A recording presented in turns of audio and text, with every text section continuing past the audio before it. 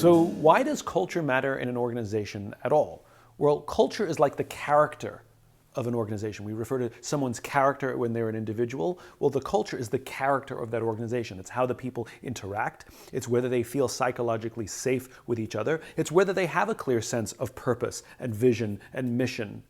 And when culture is strong, we find very easily ethics tend to be higher, camaraderie tends to work better, there's more cooperation, there's more innovation. This is what happens in strong cultures.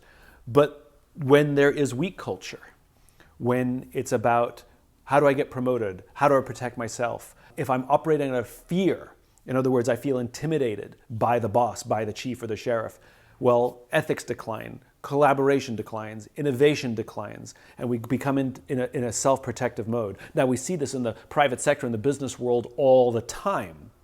And the side effects of the people who work in those cultures is rise in stress, inability to cooperate, reduction in empathy, and that means they become higher stressed people. They often bring that stress home. They may yell at the kids more quickly. They may kick the dog. They may become complacent, sit and just watch TV. That's what happens when we have a bad culture in private sector. When you have a bad culture in policing and you give someone authority and a gun, the way that stress shows up, well, unfortunately, we have seen how that stress shows up too often.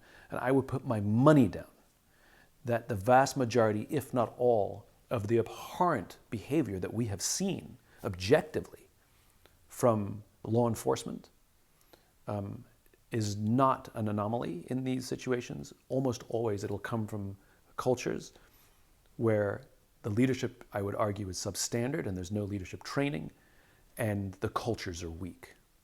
It allows for this kind of behavior.